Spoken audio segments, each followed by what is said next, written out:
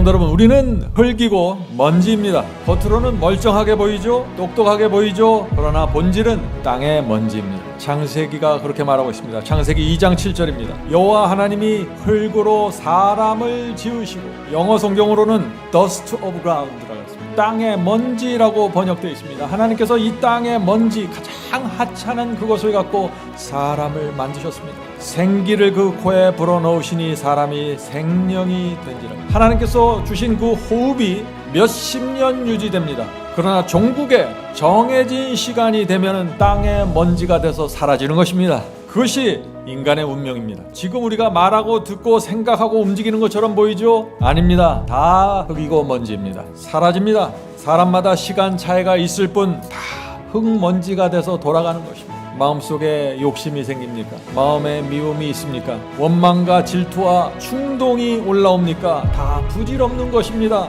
흙이고 먼지입니다. 우리는 흙먼지로 사라지는 존재들입니다. 이것을 잊지 말아야 되는 것입니다. 그래야만 하나님께서 절실한 존재로 내게 임하시는 것입니다.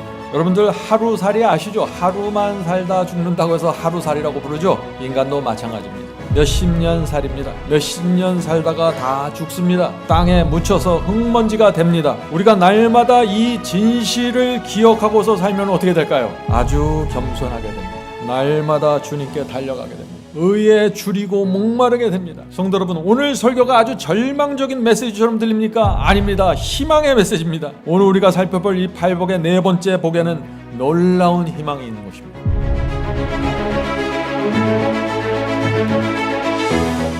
오늘 팔복의 말씀 네 번째, 의에 대한 말씀입니다. 오늘 설교가 마쳐질 때 우리 모두 나는 흙이고 먼지입니다 라는 고백을 하게 되길 제가 간절히 바랍니다.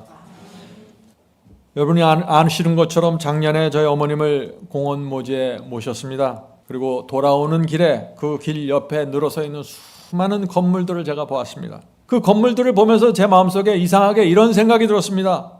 저 주인은 저 건물을 샀을 때 얼마나 좋았을까? 평생 저 10층짜리 건물주가 되기 위해서 얼마나 노력하고 결국 그것을 이뤘을 때 얼마나 기뻤을까? 근데 조금 더 생각해 보면은 아무 의미가 없더라고요. 왜요?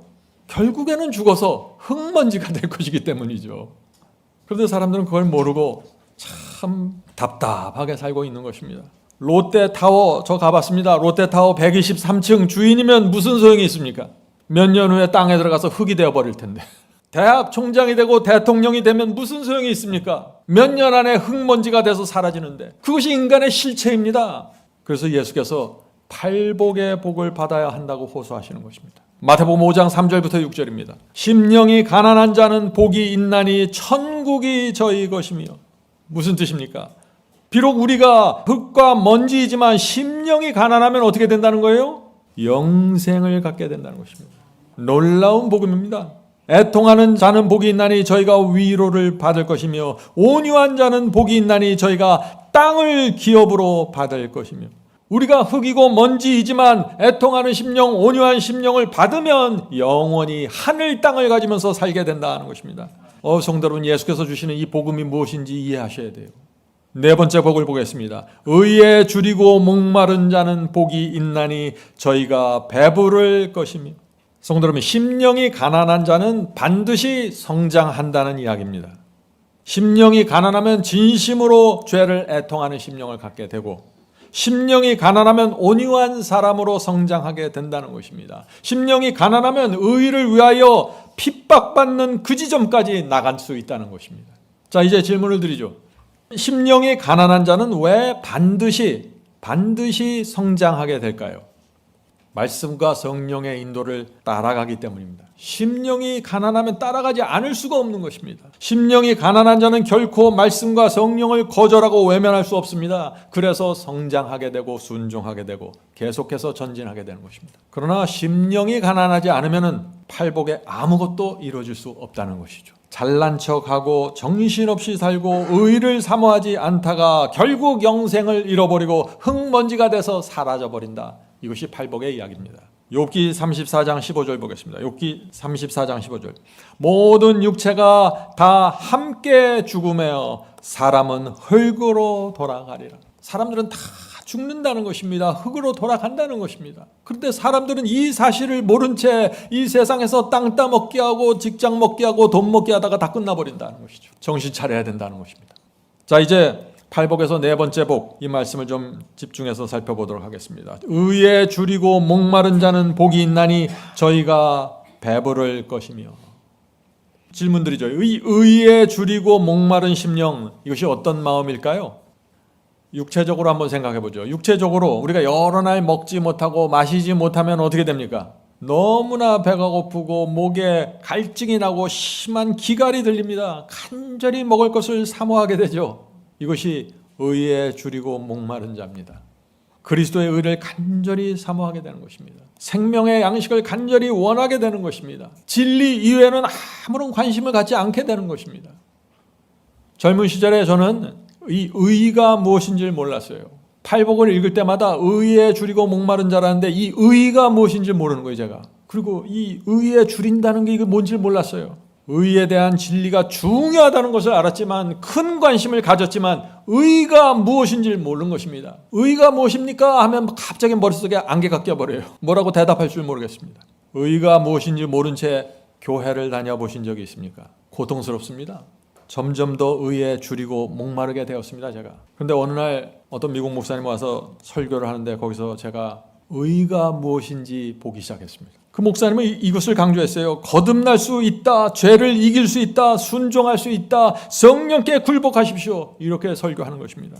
성령께서 제 마음을 그때 크게 감동시켰습니다. 아, 이것이 진리구나 하는 확신을 제가 갖게 되었습니다. 그때부터 지금까지 저는 이 승리의 복음 이외의 다른 복음에는 전혀 관심을 갖지 않았습니다. 죄를 승리할 수 있다, 유혹을 물리칠 수 있다, 말씀에 순종할 수 있다, 좁은 길을 걸어갈 수 있다, 육신을 쳐서 복종시킬 수 있다, 이것은 가능하다. 이 복음을 들을 때마다 제 마음에 기쁨이 올라오게 됐고 그 복음을 기갈이 들린 사람처럼 먹고 마시기 시작했습니다. 재밌는 설교들이 많이 있었습니다. 흥미로운 설교, 교훈적인 설교 많이 있었지만 이상하게 저는 그런 설교에 전혀 관심을 갖지 않게 되었습니다. 제게 아무런 도움이 되지 않았습니다. 오직 하나의 복음만이 제 영혼을 만족시켰습니다. 죄를 버릴 수 있다, 세상을 이길 수 있다, 그리스도와 함께 동행하라. 이 승리의 복음만이 제 영혼에 기쁨을 주었습니다. 여러분은 오늘 제가 드리는 이 말씀이 무엇인지 이해하실 것입니다. 참된 성경의 복음을 먹고 또 먹으면서 제 마음에 있었던 허전함이 사라져버렸습니다. 배부르게 되었습니다. 오랜 세월 동안 마음이 공허하고 외롭고 슬펐는데 이 승리의 복음을 받아 먹으면서 풍요로움을 느끼게 되었습니다. 가지려고 했지만 한 번도 가져보지 못했던 그 느낌과 그 감정과 그 생각을 갖게 되었습니다. 의에 줄이고 목마른 자는 복이 있나니 저희가 배부를 것이며. 성도 여러분, 우리 모두 이 복을 꼭 받게 되길 제가 소망합니다. 성도 여러분, 마지막 사명에서 가장 강조하는 기별이 무엇입니까? 제가 늘 승리의 복음이라고 얘기하죠. 승리의 복음이 무엇입니까? 회개하고 이기고 죄를 물리치고 성령께 굴복하고 그리스도를 믿고 주님께 온전히 의지하라는 기별입니다. 이 기별이 우리를 배부르게 하고 만족시키고 그리스도의 재림과 부활을 위해서 준비시켜주는 기별입니다. 신학자 존 파이퍼는 이렇게 말했습니다. 우리는 모두 흙이 되고 먼지가 된다. 눈에 보이는 것들도 모두 흙먼지가 된다. 우리에게는 죄책감과 외로움만이 남을 뿐이다. 술과 마약을 해도 두려움과 공허함을 피할 수 없다. 모든 것은 사라질 것이다. 새 장난감을 사도 며칠 후면 지루해진다. 아름다운 경치도 여러 번 보면 감동이 없다. 사람들이 스포츠 경기에 매달리고 열광하는 이유는 내면에 있는 적막감과 좌절을 잊기 위해서이다. 성도 여러분, 인간에게 왜 이런 문제가 생길까요? 인간은 흙이고 먼지이기 때문입니다. 그것이 본질입니다. 창세기 3장 19절 보겠습니다. 창세기 3장 19절. 너는 흙이니 흙으로 돌아갈 것이니라. 이것이 하나님의 말씀입니다. 자, 질문 드립니다. 우리는 결국 흙먼지로 돌아갑니다. 하나님께서는 흙먼지인 우리를 어떤 눈으로 바라보실까요? 하는 질문입니다. 시편에 그 답이 나와 있죠. 시편 103편 13절부터 16절입니다. 아비가 자식을 불쌍히 여김같이 여호와께서 자기를 경외하는 자를 불쌍히 여기시나니. 하나님께서 누구를 불쌍히 여기신다고요?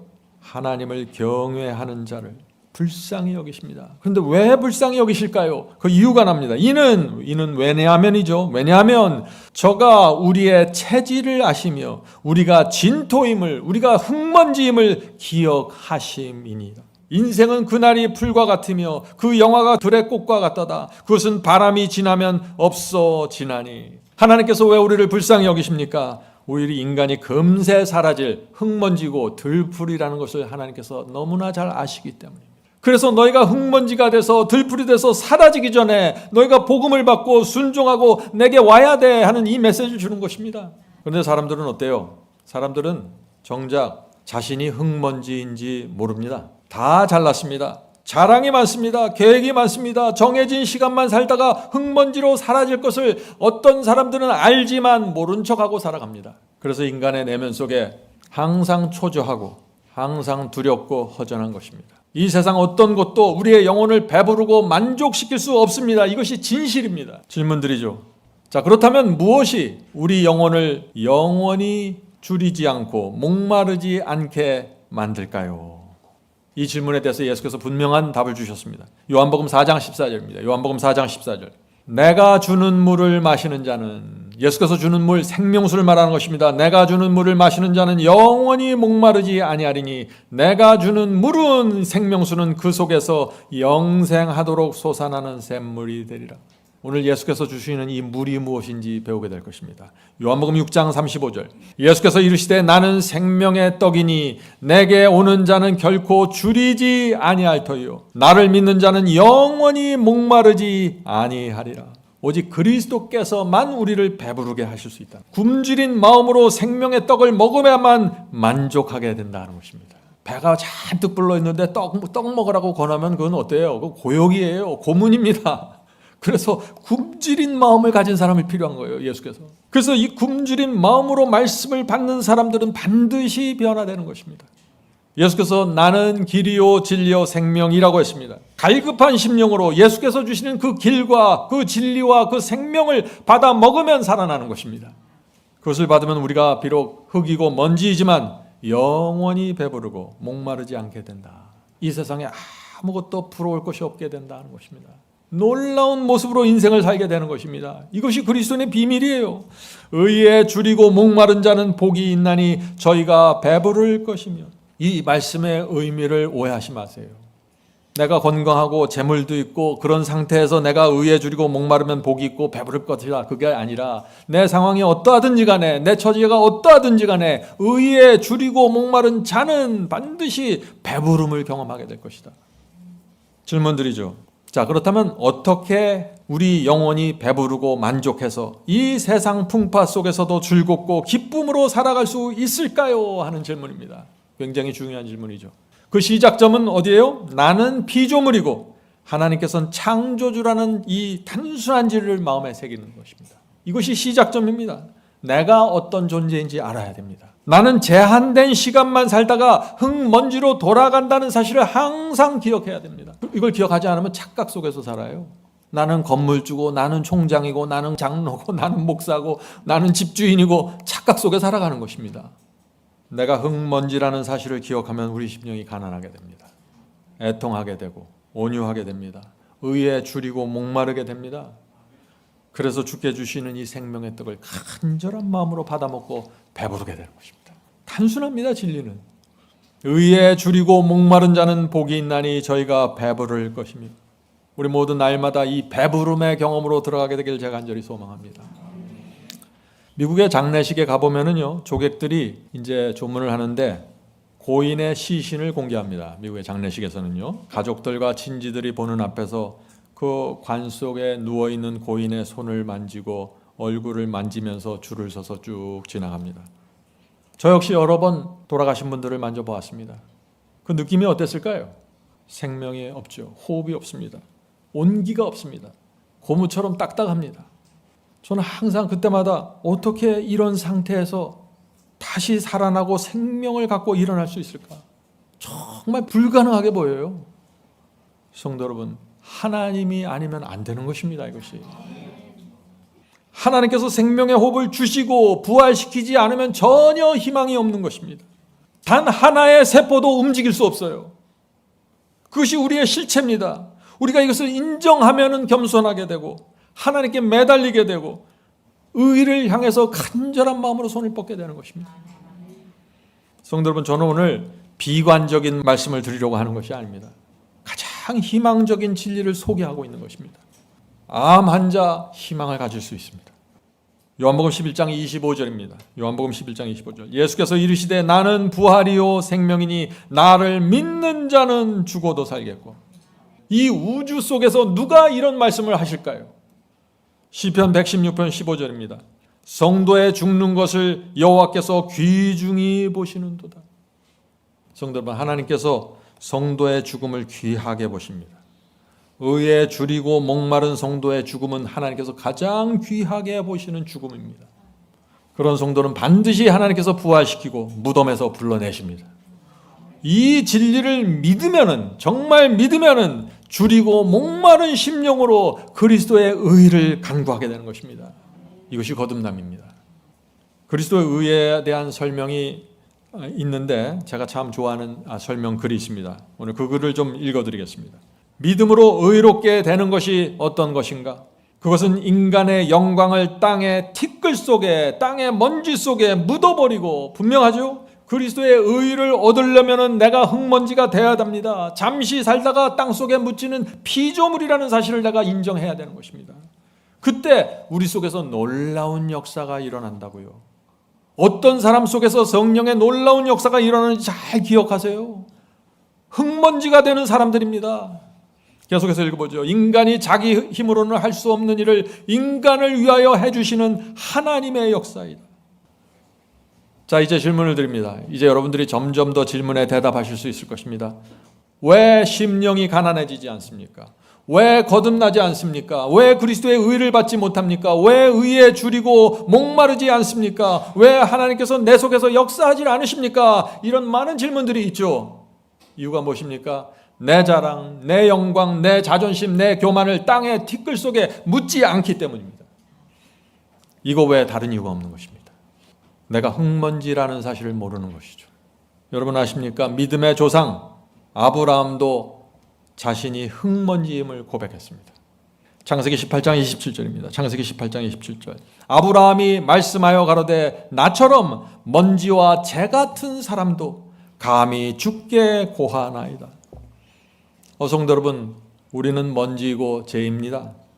앞으로 여러분이 5년을 살든 50년을 살든 결국 땅에 묻히고 재가 되고 먼지가 된다는 것입니다. 우리가 어떻게 살아야 할까요? 우리가 어떻게 살아야 될까요? 예수님의 말씀을 들어보세요. 의에 줄이고 목마른 자는 복이 있나니 저희가 배부를 것이며. 이것이 정답입니다. 성도 여러분, 이 세상에서 대통령이 되고 교파의 당회장이 되면 무슨 소용이 있습니까? 재벌이 되면 무슨 소용이 있습니까? 건물주가 되고 땅 부자가 되면 무슨 소용이 있습니까? 유튜브에 조회수가 많이 나가면 무슨 소용이 있습니까? 다 흙과 먼지가 돼서 사라지는데 말이죠. 오늘부터 우리의 자랑과 영광, 쓸데없는 자존심 땅의 티끌 속에 묻어버립시다. 그렇게 하면 하나님께서 우리 속에 들어오셔서 놀라운 역사를 시작하신다고요. 이것이 약속입니다. 이것이 거듭남입니다. 나는 거듭남이 무엇인지 모르겠습니다. 난 중생의 경험이 없습니다. 오늘 이 말씀 들어보세요. 여기 정확한 대답이 나와 있습니다. 내가 며칠 또 몇 년 살다가 죽을 흙먼지라는 사실을 기억하면은 줄이고 목마른 심령으로 의를 사모하게 됩니다. 주님께 달려가 날마다 이렇게 고백합니다. 주여 말씀만 하옵소서 제가 여기 있나이다. 이런 사람의 심령이 가난해지고 온유하게 될까요? 당연하죠. 당연합니다. 질문 드립니다. 그리스도인들이 영적으로 깊이 들어가지 못하는 이유가 무엇입니까?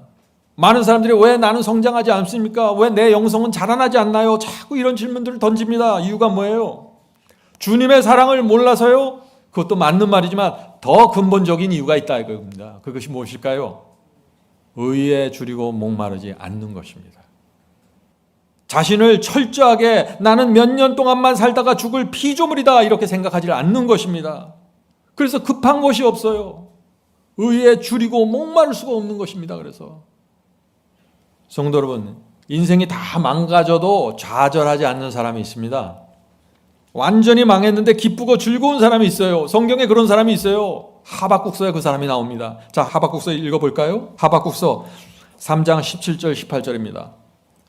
비록 무화과 나무가 무성치 못하고 포도나무와 열매가 없으며 감람나무에 소출이 없으며 밭에 식물이 없으며 우리의 양이 없으며 외양간에 소가 없을지라도, 무슨 얘기입니까? 인생이 부도난 것입니다. 엉망이 되었어요. 이 정도면 좌절하고 포기해야죠. 근데 이 사람은 아니에요. 나는 여호와를 인하여 즐거워하며 나의 구원의 하나님을 인하여 기뻐하리로다. 성도 여러분, 어떻게 이것이 가능할까요? 하나님, 나는 어차피 흙먼지 있는데 부도나면 어떻습니까?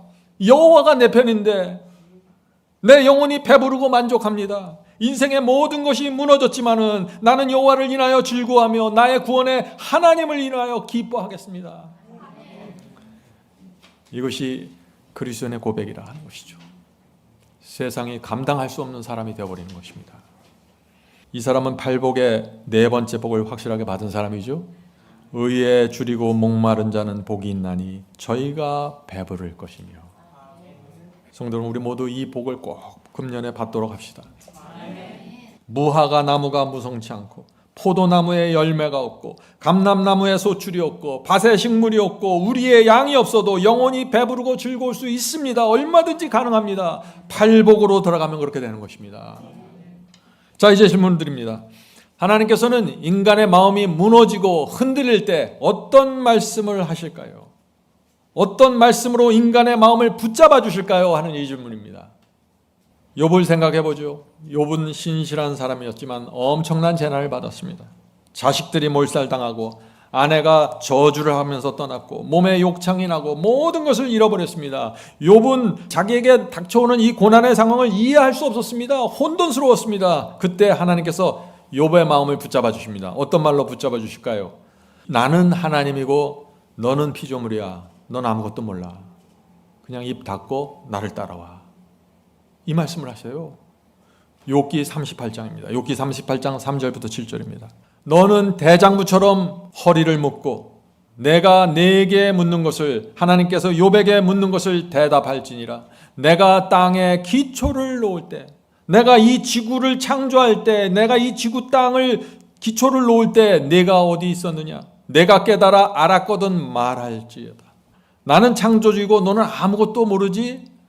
너는 이 창조의 기초에 대해서, 시작에 대해서 아무것도 몰라.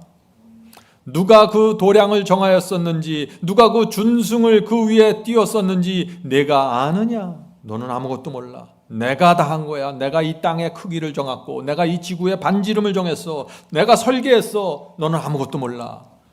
입 다물고 나를 따라와. 이 얘기를 하는 거예요.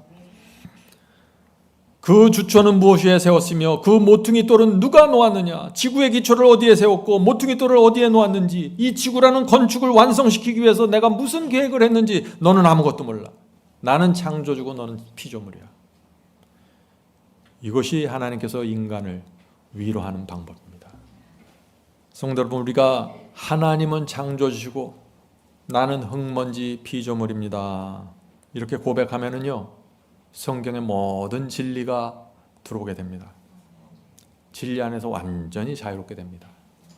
하나님 외에는 답이 없다는 사실을 깨닫게 되는 것입니다. 곧바로 하나님께 나가 무릎 딱 꿇게 되는 것입니다. 1세기 초대교회 성도들이 로마 황제의 핍박을 받고 사자굴에 들어가서 맹수들에게 뜯겨서 죽을 때가 되었습니다. 얼마나 그들이 열렬하게 기도했을까요? 그런데 하나님께서 그들에게 어떤 말씀을 하십니까? 계시록 2장 10절입니다. 계시록 2장 10절. 내가 죽도록 충성하라. 그리하면 내가 생명의 면류관을 내게 주리라. 하나님께서는 아무 염려가 없어요. 사자들이 달려드니 죽어, 괜찮아. 내가 다 책임질 거야. 누구든지 나를 위하여 살고 나를 위하여 죽으면 부활이고 생명이야. 반드시 생명의 면류관 줄 거야. 이것이 하나님의 자신만만함입니다. 성도 여러분, 우리가 이런 하나님의 말씀을 있는 그대로 믿으면 어떻게 될까요? 완전히 마음이 평화롭게 되는 것입니다. 날마다 줄이고 목마른 심령으로 의를 사모하게 됩니다. 그런 성도들은 배부르게 됩니다. 누구도 줄 수 없는 만족을 누리면서 살게 되는 것입니다. 의에 줄이고 목마른 자는 복이 있나니 저희가 배부를 것이며, 꼭 주께서 주시는 이 복을 받게 되길 제가 간절히 소망합니다. 자, 질문 드립니다. 의에 굶주리고 목마른 사람에게 나타나는 가장 분명한 특징이 있습니다. 그 특징이 무엇일까요? 하는 질문입니다. 순종입니다. 감사와 충성입니다. 좁은 길을 견고하게 걸어가는 것입니다. 누구도 그들의 앞길을 막을 수가 없습니다. 오늘날 신학과 교단과 설교와 목사들이 만들어 놓은 수많은 구원론들과 교리들 때문에 혼돈에 빠져 있습니다. 많은 사람들이. 그래서 의에 줄이고 목마른 자가 받을 이 복을 받지 못하고 무엇인지 모른 채 죽어가고 있는 것입니다. 미국의 어떤 유명한 미식 축구 선수가 있는데 그 선수가 온라인에 한 글을 올려서 큰 화제가 되었습니다. 제가 그거를 읽어드리겠습니다. 우리 팀은 슈퍼볼에서 우승했다. 나는 인생의 정점에 올랐다. 나는 결승전을 마치고 기자회견을 했고 곧바로 30만 불짜리 램보기니 차를 샀다. 그 자동차를 타고 1마일도 가지 않았을 때 나는 이 차로 만족할 수 없다는 사실을 알았다. 내가 원하는 것은 이런 것이 아니었다. 나는 여전히 줄이고 목말랐다. 파티, 여자, 쾌락, 값비싼 보석, 할 수 있는 모든 것을 다 해보았지만 아무 소용이 없었다. 내 영혼에는 평안이 없었다. 뉴스와 신문에서 나를 칭찬하는 기사를 실었고 수많은 사람들이 나를 사랑한다고 말했지만 즐겁지 않았고 영혼은 공허했다. 나는 그런 느낌을 피하려고 애쓰고 애썼지만 내면 속에 있는 갈증과 목마름은 깊어만 갔다. 공허함을 잊어버리고 운동을 열심히 했지만 그럴수록 더 깊은 공허함으로 들어갔다. 성도 여러분, 이 미식축구 선수의 문제가 무엇입니까? 여러분들 아시겠죠? 흙먼지이기 때문에 이런 공허함을 피할 수가 없는 것입니다. 그런데 하나님께서 우리에게 이 흙먼지인 우리에게 특별한 마음을 주셨습니다. 자, 전도서 3장 11절, 여러분이 잘 아시는 말씀입니다. 전도서 3장 11절. 하나님이 모든 것을 지으시되 때를 따라 아름답게 하셨고 또 사람에게 영원을 사모하는 마음을 주셨느니라. 의인이건 악인이건 모든 사람들에게 하나님께서 영원을 사모하는 마음을 주셨다고요. 그 마음을 채우는 자가 영원한 복을 누리고 배부르게 되는 것입니다. 성도들은 무엇으로 우리 마음을 채워야 할까요? 램보기니 차로 세울 수 없다는 것입니다. 돈과 쾌락으로 채울 수 없습니다. 우리 마음은 오직 주께서 주시는 팔복으로만 채워질 수 있는 것입니다. 의에 줄이고 목마른 자는 복이 있나니 저희가 배부를 것이며 이 복을 받아야 되는 것입니다. 성도 여러분, 날마다 아침에 일어나면 의에 줄이고 목마른 심령을 달라고 기도합시다. 그 심령을 받으면 하루 종일 배부르게 되는 것이에요. 배가 고프면 음식을 먹게 되고 목이 마르면 막 물을 찾게 되죠. 그러나 우리가 영원히 기갈이 들리고 줄이면 그것은 인간의 힘으로 그것을 만족시킬 아무런 방법이 없는 것입니다. 자, 이 말씀을 들어보세요. 중요한 말씀입니다. 마운트 오브 블레싱 18페이지입니다. 의인은 고통스러운 투쟁이나 지치게 만드는 수고 그리고 선물이나 희생으로 주어지는 것이 아니라 그것을 얻고자 줄이고 목말라 하는 모든 영혼에게 거저 주어지는 것이다. 의의를 얻기 위해서 내가 투쟁하고 고생하고 채찍질로 나를 몸을 때리고 희생을 하고 헌금을 막하니 드리고 그래서 오는 게 아니라 그것을 얻고자 간절하게 줄이고 목말라 하는 그 심령들이 있으면 그리스도께서 무료로 거저 주신다는 것입니다. 계속해서 읽어보죠. 너희 목마른 자들아 물로 나오라. 돈 없는 자도 오라. 저는 이게 제일 좋아요. 돈 없는 자도 와도 좋다는 거예요. 돈 없는 자도 오라. 너희는 와서 사 먹되 돈 없이 값 없이 와서 살아. 인간의 어떤 힘도 영혼의 주림도 목마름을 채울 수 없다. 그러나 예수님은 이렇게 말씀하신다. 볼지어다 내가 문 밖에 서서 두드리노니 누구든지 내 음성을 듣고 문을 열면 내가 그에게로 들어가 그로 더불어 먹고 그는 나로 더불어 먹으리라. 계시록 3장 20절. 성도 여러분, 주께서 마음문을 두드리실 때 문을 열어드리십시오. 성령께서 호소하실 때 마음을 낮추고 굴복하십시오. 그래야만 주님께서 우리 마음 안으로 들어오실 수 있다는 것입니다. 간절한 마음으로 사셔야 됩니다. 육체적 힘을 유지하기 위하여 식물이 필요한 것처럼 영적 생명을 유지하고 하나님의 사업을 할 힘을 얻기 위해서는 하늘에서 온 떡 곧 그리스도가 필요하다. 우리는 어떤 교리가 필요한 게 아니라 그리스도 자신이 필요한 것입니다. 그분이 교리이고 그분이 진리이고 그분이 예언이고 그분이 복음이기 때문에 그렇습니다. 우리가 육체가 생명과 활력을 유지해주는 양분을 계속적으로 받는 것처럼 우리가 밥 하루 먹었다고 안 먹나요? 지난주에 먹었다고 안 먹습니까? 계속해서 먹잖아요. 똑같다는 것입니다. 우리의 심령도 그리스도로 더불어 계속적인 교제를 나누고 그분께 순종하고 완전히 의존해야 한다. 그리스도께 의지하라는 것입니다. 중요한 말씀이죠. 많은 분들이 이런 질문합니다. 나는 오래전에 주님을 영접했고 회개했습니다. 그런데 왜 내가 변화되지 않고 성장하지 않습니까? 하는 질문입니다. 이유가 뭐예요? 계속이 없습니다. 계속이. 주님과 계속적인 교제가 없어요. 한번 그리스도를 마음에 영접했다고 해서 끝나는 것이 아닙니다. 한번 눈물을 흘리고 회개했다고 끝나는 것이 아니에요. 계속 말씀을 읽고 계속 순종하고 계속해서 주님을 믿고 의지하는 것입니다. 계속해서 성령의 인도를 따라가는 것입니다.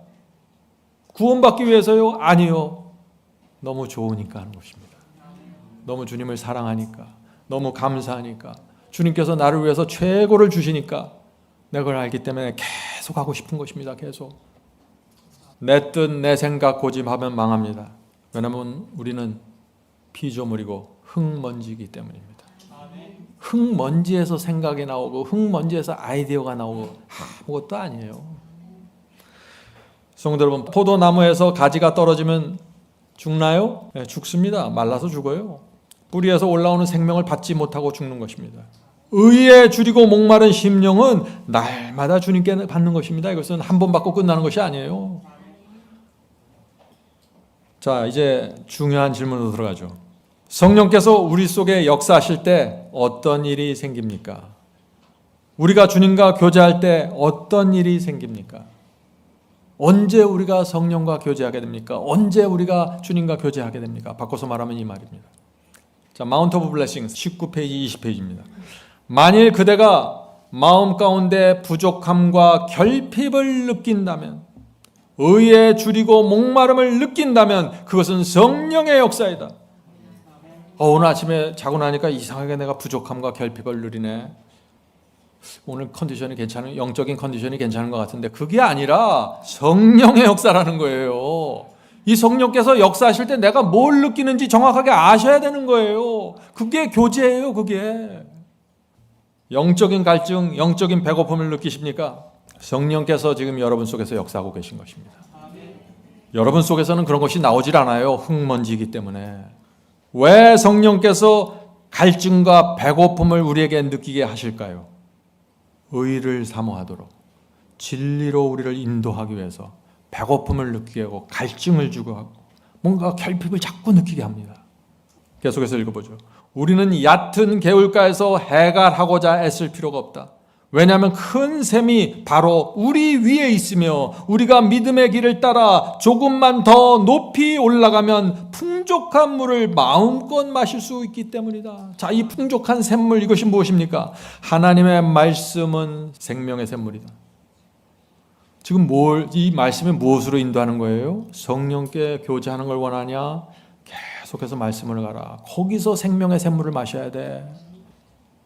하나님의 말씀은 생명의 샘물이다. 그대가 간절한 심령으로 생명의 샘을 찾으려고 노력할 때 그대는 성령을 통하여 그리스도와 교제하게 된다. 우리가 결핍을 느끼고 우리가 부족함을 느끼고 우리가 정말 기갈이 들리고 그럴 때 말씀을 간절하게 찾아가라는 것입니다. 샘물을. 목마른 사슴이 물을 찾아가는 것처럼 그렇게 샘물을 찾아가라는 것이에요. 그 샘물이 뭐예요? 말씀이라는 것입니다. 여러분이 기갈이 들렸습니까? 말씀을 피세요. 간절한 마음으로.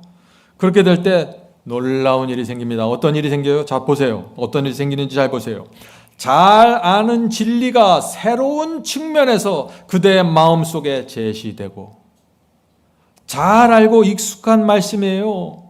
전부터 알던 말씀이에요. 그런데 내가 오늘 새벽에 정말 내 결핍을 느끼고 간절한 마음으로 내가 굶주려서 그 말씀을 읽으니까 이 말씀이 내게 다른 각도로서 보이게 된다는 것입니다. 새로운 깨달음을 준다는 것이에요. 그래서 그때가 바로 성령을 통해서 주님과 교제하는 때라는 것입니다.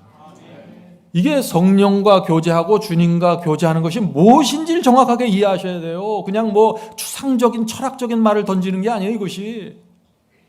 계속해서 읽어보죠. 성경 말씀이 새로운 의미를 가지고 섬광처럼 마음속에 장렬할 것이다. 어떻게 이럴 수가 있어요? 내가 너무나 간절하고 내가 너무나 기갈이 들렸고 내가 망했기 때문이에요.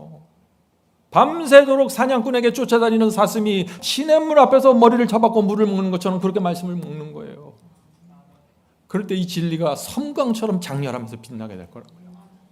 그리하면 그대는 성령의 다른 진리들이 구속 사업과 갖는 관계도 깨닫게 되고, 이게 뭐예요? 그런 심령으로, 간절한 심령으로 말씀을 읽으면 말씀이 서로 어떻게 연결되는지 깨닫게 된다는 것입니다. 어떻게 구원의 역사가 내 속에서 이루어지는지 알게 된다는 것입니다. 그때 성령을 통해 주님과 교제하고 있는 것입니다. 그것이. 또 그리스도께서 그대를 인도하시며 거룩한 선생이 그대 곁에 계신 것도 알게 될 것이다. 성도 여러분, 이것이 실제적인 교제를 말하는 것입니다. 오늘날 그리스도를 믿는 사람들 중에 과연 몇 사람이나 성령을 통해서 그리스도와 교제하고 성령을 통해서 말씀으로 인도하고 이 기갈이 들린 이 사슴처럼 이 말씀의 샘을 먹게 되는 이 경험이 무엇인지 이해할까요? 정리해보죠. 의에 줄이고 이 목마른 심령으로 말씀을 읽을 때 어떤 일이 생긴다고 했습니까?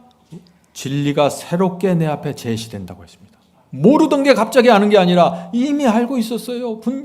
깨닫고 있었는데 와, 이것이 이런 뜻이야? 성경 말씀이 섬광처럼 마음속에 빛나게 됩니다. 말씀과 말씀이 연결되면서 구원의 역사를 깊이 깨닫게 되면서 성령의 깊은 감동을 받게 됩니다. 그때가 바로 주님께서 내 곁에서 선생님 역할을 하고 계신다는 거예요. 우리는 살아계신 주님을 믿는 사람들입니다. 우리는 우상을 섬기는 사람들이 아니에요. 우리는 교제해야 되고 말씀을 나누고 소통해야 되는 것입니다. 성도는 오늘 나눈 우리 이런 말씀들이 모든 그리스도인들이 원하고 바라던 바로 그 경험이 아닙니까? 자, 다시 질문 드립니다. 오늘 이것이 중요합니다. 다시 질문 드립니다. 알고 있던 말씀이 새롭게 부각되는 경험이 어떻게 생기고 됩니까? 말씀의 놀라운 의미가 내 속에서 섬광처럼 빛나는 경험이 어떻게 생깁니까? 말씀과 말씀이 퍼즐이 맞춰지면서 하나로 연결되고 구원을 이해하게 되는 때가 언제입니까? 주님께서 내 곁에서 성경 말씀으로 나를 인도하신다는 사실을 느끼는 때가 언제입니까? 언제요? 팔복으로 들어갈 때예요. 자신의 부족함을 절감하면서 의에 줄이고 목마른 심령으로 주여 제가 부족합니다. 저를 살려주시옵소서. 그런 심령으로 성경을 펼칠 때, 말씀을 읽을 때, 그때 우리 영혼이 배부르게 된다는 것입니다. 의에 줄이고 목마른 자는 복이 있나니 저희가 배부를 것입니다. 우리 모두 날마다 이 경험을 사모하면서 살아가게 되길 간절히 바랍니다. 성도 여러분, 하나님께서 인간을 흙으로 만드실 때 가슴에 이 뻥 뚫려 있는 빈 공간을 만들어 놓았다고 합니다. 어떤 목사님이 그런 말씀을 하셨어요. 그 마음에 뻥 뚫린 그 빈 공간은 다른 어떤 것도 채울 수 없고 오직 하나님께서만 채울 수 있습니다. 그리스도께서 그 공간으로 들어오셔야만 내가 만족하고 배부를 수 있게 된다는 것입니다. 마운트 오브 블레싱 21페이지입니다. 주님께서 우리 안에 거하시도록 온 마음을 바치면, 주님께서 우리 마음에 거하려면 온 마음을 주님께 드려야 돼요. 주님께 부분적으로 마음을 드리면 들어오실 수가 없어요. 주님께서 우리 안에 거하시도록 온 마음을 바치면 누구나 진리와 성령을 받게 된다. 당연한 것이죠. 주님께서 들어오실 수 있을 정도로 우리가 마음을 드렸는데 진리도 받고 성령도 받고 다 받는 거예요. 이거는 주님께서는 오직 성령의 충만함을 받으라고 명령하셨다. 이것은 명령이면서 동시에 약속이다. 성도 여러분, 잊지 마세요. 내가 주인이면 안 됩니다. 내가 내 마음의 주인이면 안 됩니다. 나는 흙이고 먼지여야 되는 것입니다. 그때만 주님께서 우리 마음에 들어오셔서 보좌에 앉으시는 것입니다. 그리고 그 보좌에 앉아서 우리를 지배하시고 우리를 인도하시는 것입니다. 그런 사람에게는 죄가 들어올 수가 없어요. 우리가 주님을 영접하면 주님을 왜 영접하나요? 나의 왕으로 영접하는 것입니다. 주께서 들어오셔서 내 마음에 왕처럼 지배해 주시옵소서. 자, 질문 드리죠. 나는 흙먼지가 되고 주님께서 우리 마음 보좌에 앉으신다는 것이 어떤 경험입니까? 제가 이런 문제는 정말 여러 번 말씀드린 것 같습니다. 다시 한번 오늘 정리하도록 하죠. 바울은 이렇게 말했습니다. 고린도전서 9장 27절입니다. 고린도전서 9장 27절. 내가 내 몸을 쳐서 복종하게 하면, 시험과 유혹이 올 때, 정욕이 올라올 때 내 몸을 쳐서 복종하는 것입니다. 그것을 말하는 것입니다. 내가 내 몸을 쳐서 복종하게 하면 내가 남에게 복음을 전파한 후에 자기가 도리어 버림이 될까 두려워함이로다.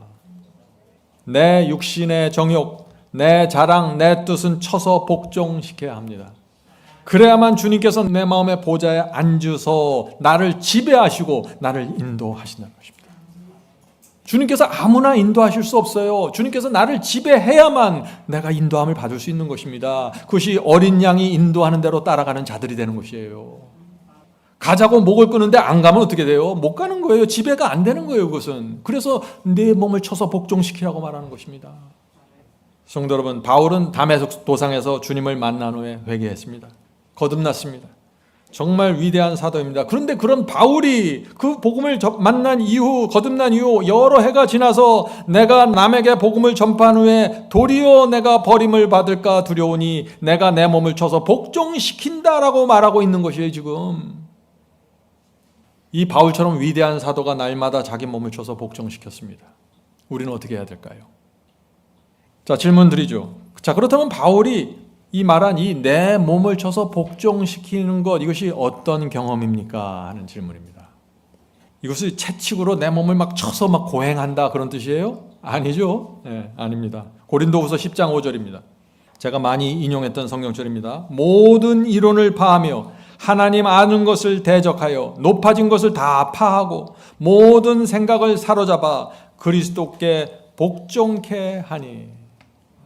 왜 바울이 이런 말씀을 했어요? 왜냐하면 날마다 우리 속에 많은 생각과 감정들이 들어오는 것입니다. 그때 성령께서 우리 양심 속에서 알려주시는 거예요. 이것은 지금 네 머릿속에 떠오른 이것은 더러운 생각인 거 알지? 쳐서 주님께 복종시켜라. 이것은 야비한 계획인지 알지? 그것은 사로잡아 그리스도 앞에 복종시켜라. 이것은 악한 감정이고 미움인지 알지? 쳐서 물리쳐라. 이렇게 성령께서 알려주실 때 굴복하는 것이, 그 성령의 인도를 따라가는 것이 내 몸을 쳐서 복종시키는 것이고 하나님을 대적하는 모든 생각을 사로잡아 그리스도께 복종시키는 경험이다 하는 것입니다. 너무나 당연하지 않아요? 성도 여러분, 이것이 사도 바울의 경험입니다. 여러분은 이 경험을 사모하십니까? 저는 정말 사모합니다. 물론 처음에는 어렵게 느껴집니다. 이것이 익숙하지 않은 사람들은 어렵게 느껴져요. 그러나 이것을 계속해서 우리가 마음을 주님께 바치고 전진하면은 내 생각, 내 고집, 내 감정, 내 욕망을 쳐서 복종시키는 것이 어느덧 습관이 됩니다. 익숙하게 됩니다. 익숙하게 돼요. 자기도 모르게 내 생각의 패턴이 그렇게 흘러가게 됩니다. 왜요? 내 뇌 속에서 길이 나버렸기 때문입니다. 그렇게 생각하도록. 점점 더 배부르게 되고 그래서 점점 더 풍요롭게 되는 것입니다. 이것이 그리스도인의 성장입니다. 우리 모두 이 경험으로 깊이 들어가게 되길 제가 간절히 바랍니다. 자, 이제 말씀을 마치도록 하겠습니다. 미국 그 샌프란시스코에 가면은요, 샌프란시스코는 아주 지형이 산이 많습니다. 가파른 고갯길이 많이 있습니다.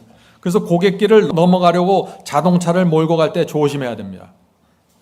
고갯길의 저쪽과 이쪽에서 자동차가 달려오는 것입니다.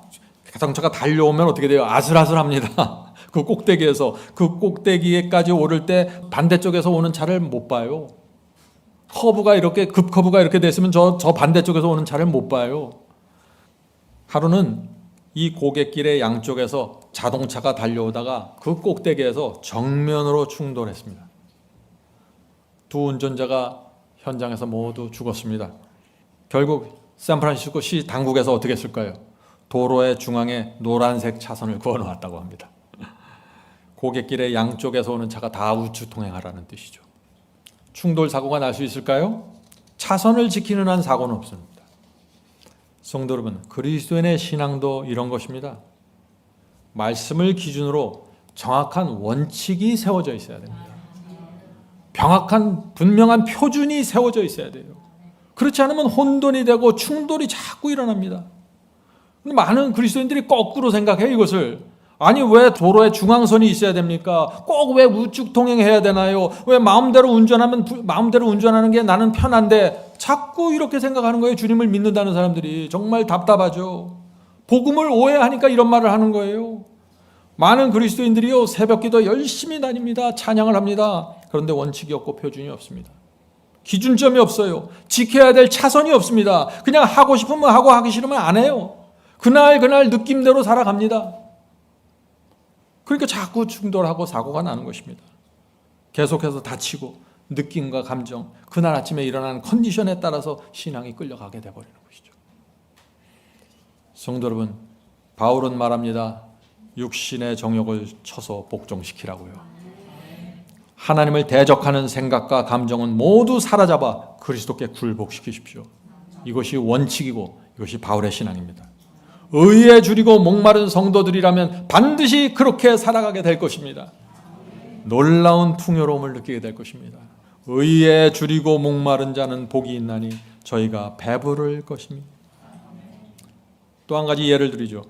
미국의 그랜드 캐년에 가면은 깎아지른 듯한 절벽이 있습니다.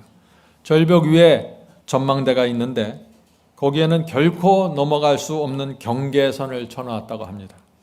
누구도 그 선을 넘어갈 수 없죠. 그렇죠? 그 선을 넘어가면 어떻게 해요? 절벽에 그대로 떨어지니까요. 많은 그리스도인들에게 이 선이 필요한 것입니다. 제가 아는 많은 분들이 금식 기도를 자주 합니다. 열심히 신앙을 합니다. 근데 신앙에 경계선이 없습니다. 절대 넘지 말아야 될 선이 없어요. 그게 어떻게 돼요? 어떻게 됩니까? 그래서 기도하고 죄 짓고, 찬양하고 죄 짓고, 기도하고 유혹에 끌려가고, 이렇게 살아가는 거예요. 당연하게 살아가는 거예요. 그런 삶이 재밌습니까? 행복하나요? 참담합니다. 저도 살아봤어요. 슬픕니다. 하루하루가. 성도 여러분, 이제 우리 신앙에 원칙과 표준을 세웁시다. 경계선을 그어놓읍시다. 지켜야 될 원칙과 표준이 무엇인지 여러분들 새해를 맞으면서 종이에 쓰십시오. 그리고 가난한 심령으로 그 종이를 놓고 기도하십시오. 이런 신앙은 율법주의가 아닙니다. 이것은 주님을 향한 사랑이고 충성입니다. 이렇게 신앙하다가 몇 번 실패한다고 실망하지 마십시오. 전진하십시오. 그리고 넘어지고 쓰러질 때마다 의에 줄이고 목마른 심령을 회복시켜 달라고 기도하세요. 하나님께서 응답하십니다. 그런 식으로 전진하게 되면 성령께서 더 우리를 점점 더 깊은 영성으로 인도하십니다. 하나님께서 우리에게 의에 줄이고 목마른 심령을 날마다 주시기를 제가 간절히 바랍니다.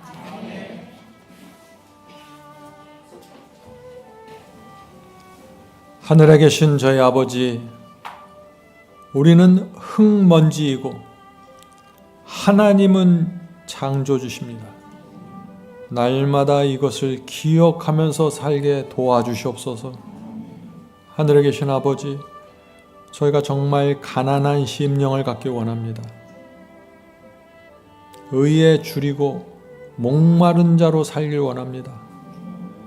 주께서 저희에게 하루살이와 같은 인생이라는 사실을 날마다 가르쳐 주시옵소서. 그것을 기억하지 못하면 우리의 자랑이 높아지고 잘난 척하고 미워하고 시기하고 잘못된 욕망에 이끌려 전혀 엉뚱한 삶을 살게 됩니다. 주여 도와주시옵소서. 날마다 우리의 본질이 무엇인지 잊지 않도록 지켜주시옵소서. 하늘에 계신 아버지, 오늘 이 자리에 주님을 향한 간절한 마음을 가진 성도들이 모여 있습니다. 주께서 이들의 마음을 살피시고 필요한 것을 공급하시고 그 영혼이 만족하고 배부를 때까지 인도해 주시옵소서. 성령께서 가르쳐 주시옵소서. 결핍이 무엇인지 알려주시고 정말 내가 필요한 것이 어떤 것인지 정확하게 볼 수 있도록 눈을 열어 주시옵소서. 하늘에 계신 아버지, 진리 안에서 자유를 누리길 원합니다. 진리가 우리를 옥죄고 답답하게 만드는 것이 아니라 진리 안에서 자유롭고 풍요롭기를 원합니다. 그것이 하나님의 축복이고 약속인 줄을 저희가 믿습니다. 주여 저희 불쌍한 인생을 도와주시고 인도해 주시옵소서. 특별히 이 시간에 병든 자들을 위해 기도합니다. 주여 살 날이 짧지만은 그 살아있는 기간 동안 하나님께 영광 돌리면서 살 수 있는 또 한 번의 기회를 허락해 주시옵소서. 그들의 조직과 세포를 정상화시켜 주시고 하나님의 호흡을 불어넣어 주시옵소서. 그들이 병상에 누워 간절한 심령으로 바라보고 있습니다. 주여 도와주시옵소서. 이 모든 말씀 예수 그리스도의 이름으로 간절히 기도드립니다. 아멘.